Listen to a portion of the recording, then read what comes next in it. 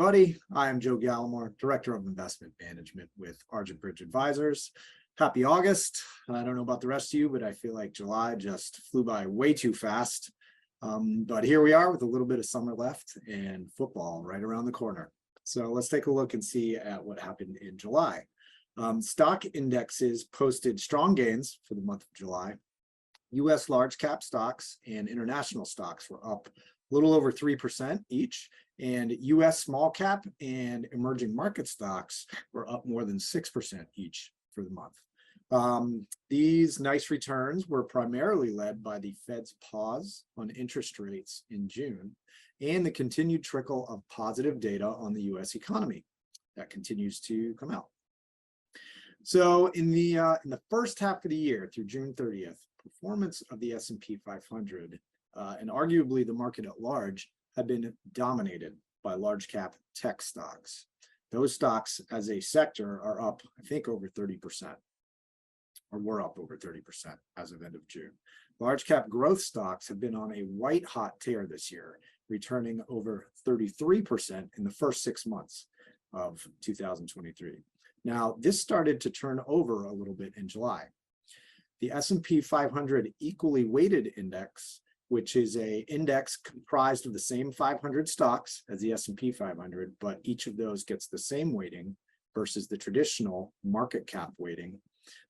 This index returns slightly more than the traditional S&P 500 index, with returns of 3.5% versus 3.2%.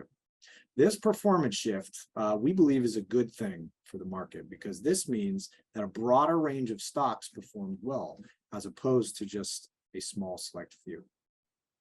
All right, what is the so what of all this? How does this apply to me, you might ask? First, as your advisors, we are not focused on growth stocks and specifically large cap growth stocks. This pocket of the market, like everything else, goes through cycles. It has been in favor in recent history because of suppressed interest rates. But large cap growth was down more than 30% in 2022. Why? Because interest rates went up and they went up fast. Now let's talk about diversification for a second. This year, a portfolio of 60% S&P 500 and 40% US aggregate bond index, that portfolio is up about 13% through the end of July. Now, according to JP Morgan, a broadly diversified allocation of about 8 different asset classes is up only about 10.5% through the end of July. The goal of diversification is not to keep up with any specific equity index. If you're retired or you're in the later innings of your career, you're going to have exposure to bonds for income and for risk control. Bonds are up barely 2% this year because they've been going through a big rate hiking cycle, and inflation, which is a bond's worst enemy, was generationally high and has been slowly coming down since the beginning of 2022. So, knowing that you have a diversified portfolio, whenever you hear the NASDAQ is up for 13 straight days, know that they are not talking about you. When you hear that equities are favored over bonds shift, just think to yourself, well, I use bonds to control risk in my portfolio. And right now, those bonds are paying me more than they have in 20 years.